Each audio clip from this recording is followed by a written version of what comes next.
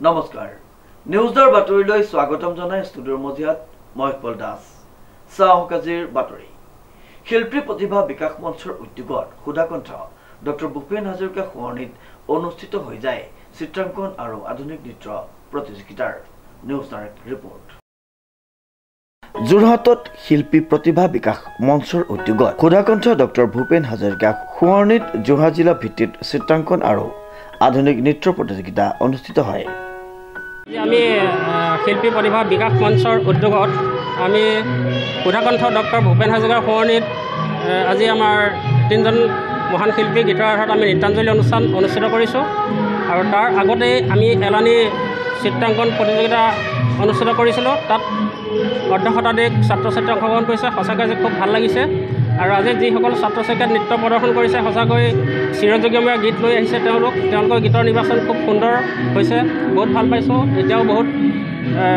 লোক উপস্থিত হৈ আছে নৃত্য প্ৰদৰ্শন চলি আছে আৰু ভৱিষ্যতলৈ আমি এইদৰে তেখেতৰ সোঁৱৰণীত আমি নৃত্যাঞ্জলি অনুষ্ঠান কৰি যাম বুলি প্ৰতিজ্ঞাবদ্ধ আৰু ৰাইজক আমি প্ৰতিশ্ৰুতি দিছোঁ সাংস্কৃতিক তথা শৈক্ষিক নগৰী যোৰহাট চহৰৰ সাহিত্য সভাৰ কেন্দ্ৰীয় কাৰ্যালয় ৰাধাকান্ত সন্দিকৈ ভৱনত উক্ত প্ৰতিযোগিতাখনি অনুষ্ঠিত হয় আজি খুবেই ভাল লাগিছে একচুৱেলি দাদা এই অনুষ্ঠানটোৰ লগত জড়িত বুলি গম পাই খুবেই ভাল লাগিলে তাৰপিছত আমি ফেডাৰেল বেংক যোৰহাট ব্ৰাঞ্চে এই অনুষ্ঠানটোত এটা সৰু কণ্ট্ৰিবিউশ্যনেৰে আমি গোটেইখিনি আৰম্ভ কৰিছোঁ ঠিক আছে এই বছৰৰ পৰা আমি আৰম্ভ কৰিছোঁ আৰু আমি ভৱিষ্যতেও এনেকুৱা যাতে অনুষ্ঠানৰ লগত জড়িত হৈ থাকিব পাৰোঁ ফেডাৰেল বেংকৰ তৰফৰ পৰাই সেইখিনি আমি নথৈ আনন্দিত হৈছোঁ আৰু কণ ল'ৰা ছোৱালীৰ আপোনাৰ গীতে মাতে গোটেইখিনি যোনখিনি আপোনাৰ ষ্টেজ